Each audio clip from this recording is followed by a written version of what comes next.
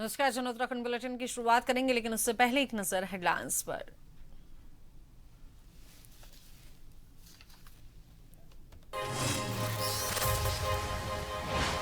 खटीमा में सैनिक सम्मान समारोह का आयोजन। पुष्कर सिंह धामी ने जवानों और पूर्व सैनिकों को किया सम्मानित। पिता सूबेदार शेर सिंह धामी की पुण्यतिथि पर कार्यक्रम। शौर्य और सेवा को किया नमन।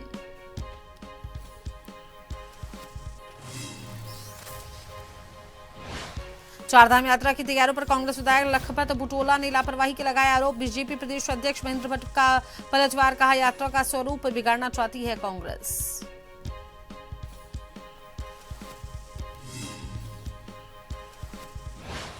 उधम सिंह नगर भाजपा में मतभेद खुलकर आए सामने। गदरपुर के पूर्व पालिका अध्यक्ष सुरेश कामोज और भाजपा नेता सुखदेव सिंह नामधारी ने विधायक अरविंद पांडे पर गुटबाजी और पार्टी को नुकसान पहुंचाने के लगाए आरोप।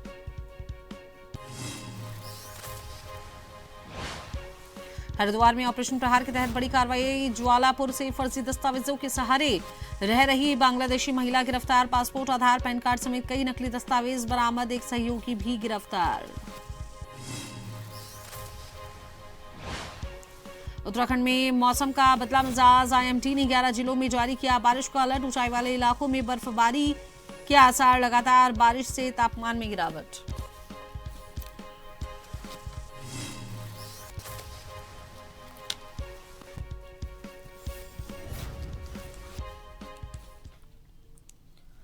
उधम सिंह नगर के खटीमा में गुरुवार को भव्य सैनिक सम्मान समारोह का आयोजन किया गया और जिसमें उत्तराखंड के मुख्यमंत्री पुष्कर सिंह धामी ने सेना के जवानों और पूर्व सैनिकों को सम्मानित किया है। कार्यक्रम में बड़ी संख्या में पूर्व सैनिक, सैन्य अधिकारी और उनके परिवारजन मौजूद रहे। तो यहीं यह समारोह सीएम धामी के पिता स्वर्गीय सूबेदार शेर सिंह धामी की पुण्यतिथि के अवसर पर आयोजित किया गया। इस दौरान मुख्यमंत्री ने सैनिकों के साहस, शौर्य और देश सेवा को नमन करते हुए कहा कि देश की सुरक्षा में उनका योगदान अतुलनीय है। मुख्यमंत्री धामी ने अपने संबोधन में कहा कि राज्य सरकार पूर्व सैनिकों और उनके परिवारों के कल्याण के लिए लगातार कार्य कर रही है और उनकी समस्याओं के समाधान के लिए प्रतिबद्ध है। उन्होंने कहा कि सैनिकों का सम्मान करना पूरे समाज का कर्तव्य है।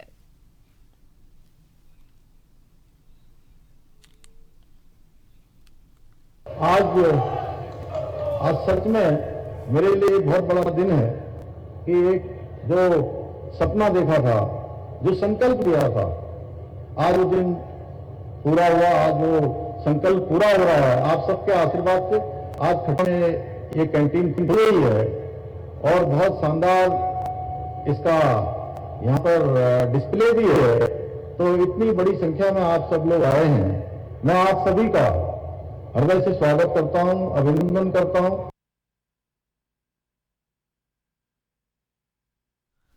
उत्तराखंड में चुनावी माहौल के बीच प्रधानमंत्री नरेंद्र मोदी के 14 तारीख को प्रस्तावित दौरे को लेकर भाजपा की तैयारियां जोरों से जारी हैं। प्रदेश अध्यक्ष महेंद्र भट्ट ने कहा कि देवभूमि की जनता और पार्टी कार्यकर्ताओं में भारी उत्साह देखने को मिल रहा है। उन्होंने कहा कि प्रधानमंत्री का राज्य से विशेष लगाव है, इसलिए लोग उनके स्वागत के लिए बेहद उत्साहित हैं। कार्यक्रम के तहत लगभग 12 से 13 किलोमीटर लंबा भव्य रोड शो आयोजित किया जाएगा, जिसमें हजारों लोग मार्ग के दोनों ओर खड़े होकर उनका अभिनंदन करेंगे और इसके बाद एक विशाल जनसभा का आयोजन होगा, जिसमें प्रदेश के विभिन्न हिस्सों से लोग शामिल होंगे। संगठन स्तर पर सभी तैयारियां अंतिम चरण में हैं और सुरक्षा के साथ भव्य आयोजन सुनिश्चित किया जा रहा है।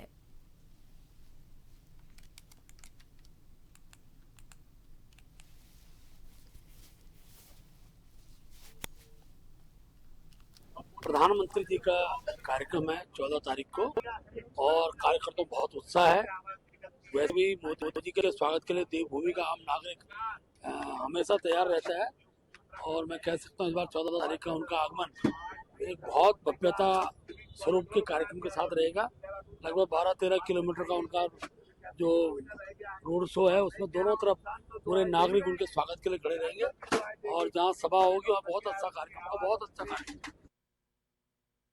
उत्तराखंड में 19 अप्रैल से शुरू हो रही चारधाम यात्रा से पहले सियासत गर्मा गई है। बद्रीनाथ से कांग्रेस विधायक लखपत बुटोला ने मास्टर प्लान के कार्यों में घोर लापरवाही का आरोप लगाया है। विधायक का यह कहना है कि प्रधानमंत्री का ड्रीम प्रोजेक्ट होने के बावजूद अभी तक सारे काम अधूरे हैं। उन्होंने मंदिर मार्ग की अस्थायी व्यवस्था और अलकनंदा नदी के मार्ग को छोटा करने पर भी सवाल उठाए हैं। बुटोला के अनुसार इस लापरवाही से ब्रह्मकपाल और तप्त कुंड जैसे पवित्र स्थल खतरे की जद में आ गए हैं। विधायक ने सरकार के दावों को धरातल पर पूरी तरीके से खोखला बताया है, जिससे श्रद्धालुओं को भारी असुविधा का संभावना करना पड़ सकता है। इस तरीके की आशंका है।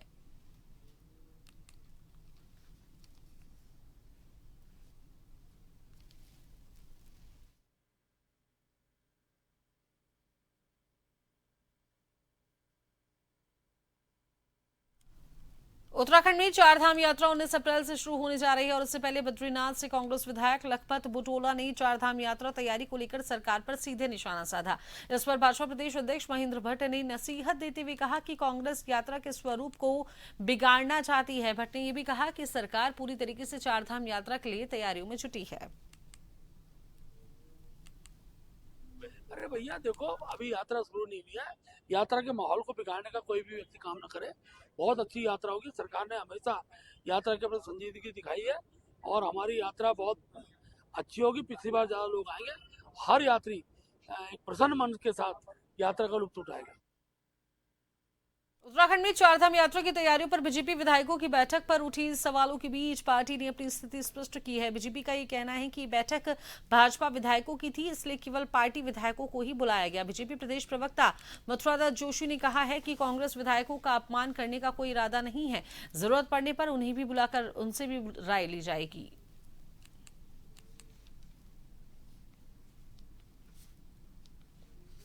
संबंधित विधायकों की बैठक बुलाई थी और उन्हीं को उसमें आमंत्रित किया गया था और जब आवश्यकता होगी निश्चित रूप से कांग्रेस के विधायक जी को भी बुलाया जाएगा, उनसे ही वार्ता की जाएगी।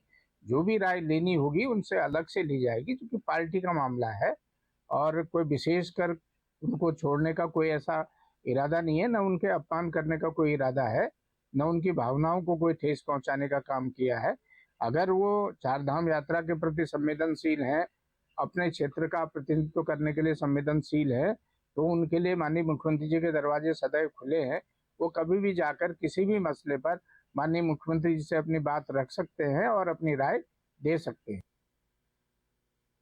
उत्तराखंड की राजनीति में इन दिनों हलचल अब जो है तेज हो गई है। उधम सिंह नगर जिले में भाजपा के भीतर ही मतभेद खुलकर अब सामने आए हैं। काशीपुर में आयोजित एक प्रेस वार्ता में गदरपुर के पूर्व पालिका अध्यक्ष सुरेश काम्बोज और वरिष्ठ भाजपा नेता सुखदेव सिंह नामधारी ने विधायक अरविंद पांडे के खिलाफ खुलकर नाराजगी जाहिर की। नेताओं ने आरोप लगाया कि अरविंद पांडे की कार्यशैली लंबे समय से पार्टी हितों के खिलाफ रही है और इससे संगठन की छवि प्रभावित हो रही है। उन्होंने कहा कि पांडे पर गुटबाजी को बढ़ावा देने, कार्यकर्ताओं में असंतोष फैलाने और चुनावों के दौरान पार्टी को नुकसान पहुंचाने जैसे आरोप हैं। साथ ही उनके खिलाफ अनुशासनात्मक कार्रवाई की मांग करते हुए मामला पार्टी आलाकमान तक पहुंचाने की बात भी कही गई है। निजी तौर पर तो ये सब पुराने सब हम सभी एक दूसरे से वार्ता करते हैं। सब एक दूसरे के साथ पढ़े लिखे हुए हैं। राजकुमार ठुकराल हमसे 1 साल सीनियर है, मेरे साथ ही पढ़ता रहा है। तो ये सियासत में आना जाना लगा रहता है। एक दूसरे से बोलना और ये कोई इतना बड़ा मायना नहीं रखता। पार्टी पिछली बार 47 सीटें लेके आई थी, अब के और बढ़ेंगी सीटें। एक तरफा चुनाव होगा और धामी जी के नेतृत्व में चुनाव होगा। निश्चित रूप से पुनः फिर धामी जी सरकार बने। आरोप नहीं अरविंद पांडे जी, इसलिए कि वो काशीपुर में अक्सर उनका आना जाना रहता है। तो हमने कहा कि काशीपुर से शुरुआत की जाए और वो उनकी कार्यप्रणाली के बारे में हम दोनों ने अच्छी तरह बता दिया है कि वो क्या काम करते हैं, कितनी इस प्रदेश के युवाओं की चिंता है, कितनी इस प्रदेश की उनको चिंता है, नौकरी कहाँ से लाके लोग लगाए, कहाँ कहाँ जमीनें, पूरे जिले में, पूरे देहरादून में उनकी जमीनें। मेरे पास एक एक कागज पर पड़ा है, एक एक रिकॉर्ड है। जो आदमी अपने गरीब बताता था वो आज कम से कम 1000 करोड़ का मालिक है। कहां से आ गया उसके पास? तो इसलिए देखिए वो रोज यहाँ आके लोगों को गुमराह कर रहे हैं। हम सोचते हैं कि हमारे युवा भ्रमित ना हो जाएं और भटक ना जाएं। जिलाधिकारी गौरव कुमार ने चमोली से ज्योतिर्मठ तक चारधाम यात्रा मार्ग का स्थलीय निरीक्षण कर विभिन्न व्यवस्थाओं का जायजा लिया है। निरीक्षण के दौरान उन्होंने पेयजल, शौचालय, पार्किंग व्यवस्था एवं NHIDCL द्वारा क्षतिग्रस्त मार्गों के सुधारीकरण कार्यों की प्रगति की समीक्षा उन्होंने की है। निरीक्षण के दौरान जिलाधिकारी ने गरुड़ गंगा पाकी क्षेत्र में जल संस्थान द्वारा स्थापित वाटर ATM में पानी की गुणवत्ता भी चेक की। साथ ही यात्रा मार्ग पर सुलभ इंटरनेशनल द्वारा निर्मित शौचालयों का भी निरीक्षण कर की साफ सफाई एवं व्यवस्थाओं का जायजा लिया। जिलाधिकारी ने बताया कि क्षतिग्रस्त यात्रा मार्ग पर सुधारीकरण कार्य प्रगति पर है और साथ ही अधिकांश कार्यों को पूरा कर लिया गया है।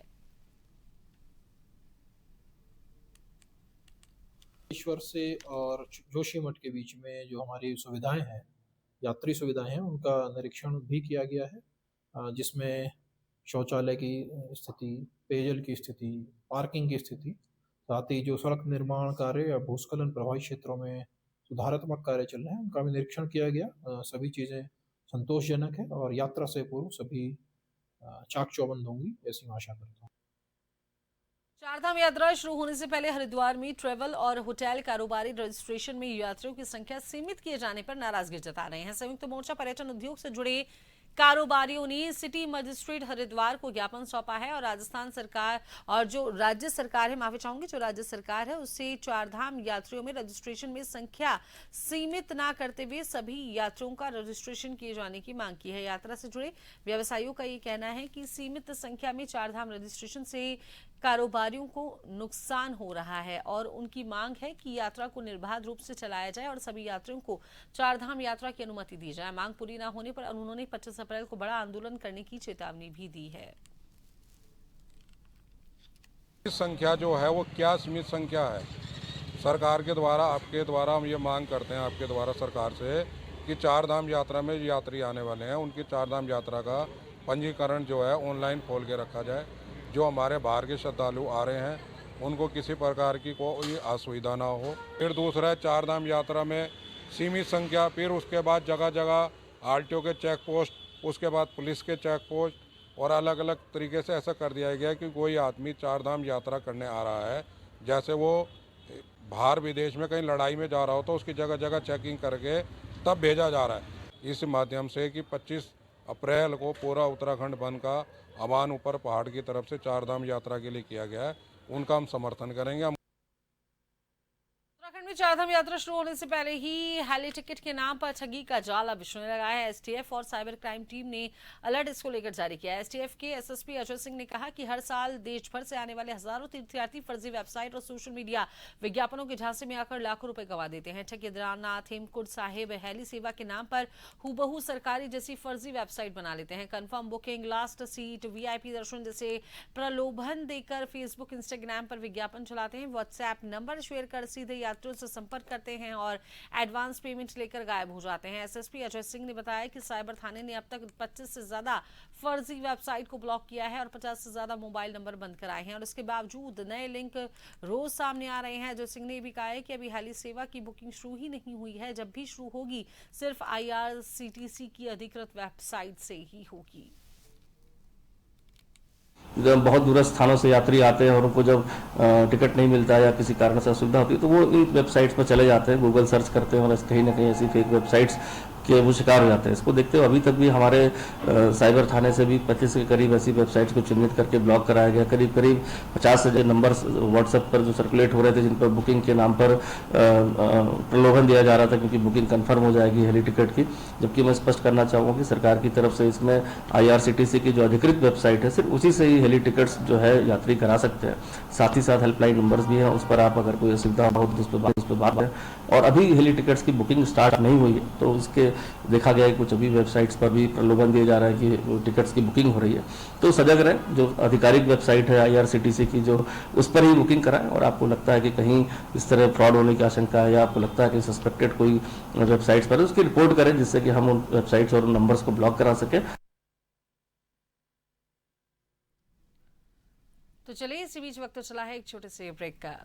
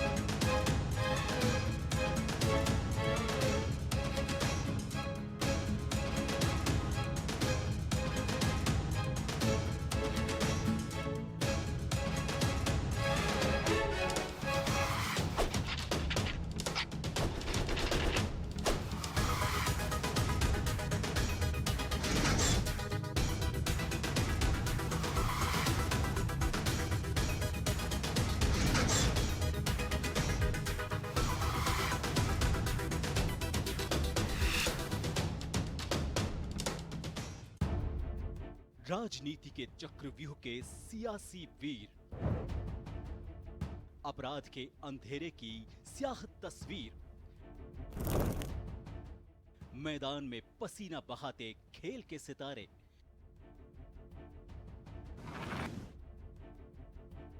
मनोरंजन की दुनिया के गॉसिप गलियारे, शिक्षा की रोशनी से होता भविष्य उजियारा, अर्थव्यवस्था हो या ऊपर नीचे होता मार्केट का पारा, हर हलचल पर नजर रखते हमारे खबरों के जांबाज। हम हैं जन टीवी, जन जन की आवाज।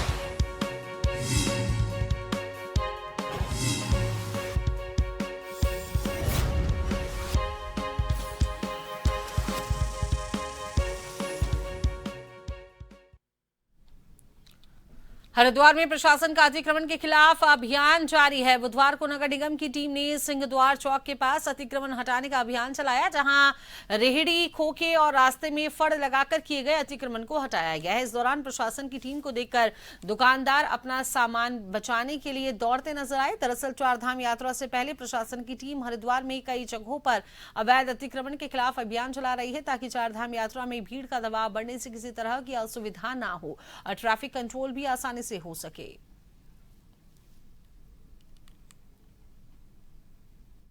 आज जैसे कि आप देख रहे हैं कि सिंहद्वार से शंकर आश्रम के बीच हमारा अतिक्रमण का अभियान चल रहा है।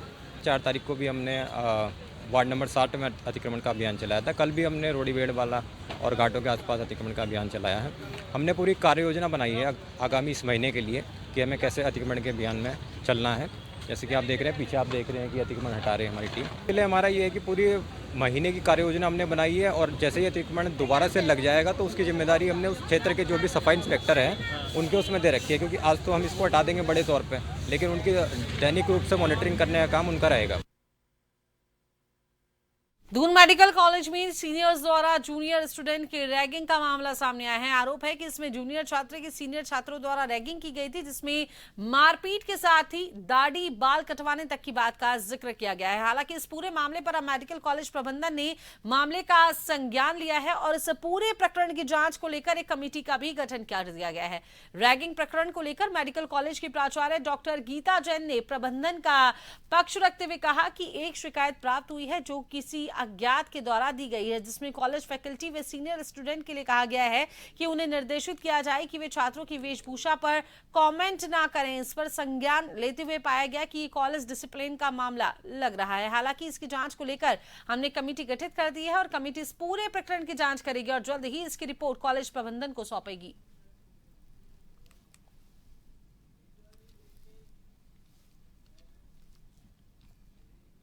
तो वहीं देहरादून पुलिस ने शातिर अपराधी जावेद को 6 महीने के लिए जिला बदर कर दिया है। आपको बता दें, शातिर अपराधी जावेद उर्फ अंडा को 6 महीने के लिए जिला बदर कर दिया गया है। विकासनगर निवासी आरोपी पर चोरी और नकबजनी समेत कई गंभीर मामले दर्ज हैं। जिलाधिकारी के आदेश पर पुलिस ने आरोपी को हिमाचल सीमा तक ले जाकर जिले से बाहर कर दिया। पुलिस ने चेतावनी दी है कि निर्धारित अवधि तक जिले में प्रवेश करने पर सख्त कार्रवाई होगी।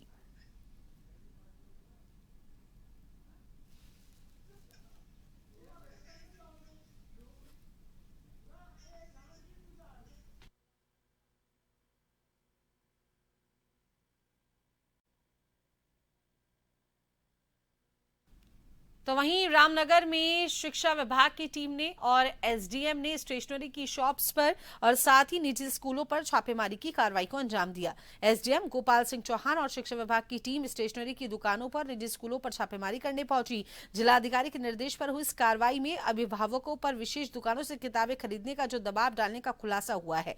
एसडीएम ने बताया कि स्कूल संचालकों द्वारा निजी प्रकाशकों की किताबें स्कूल से बेचना गैर कानूनी है। नियमों का उल्लंघन करने वाले संस्थानों के खिलाफ सख्त रिपोर्ट भेजी जा रही है।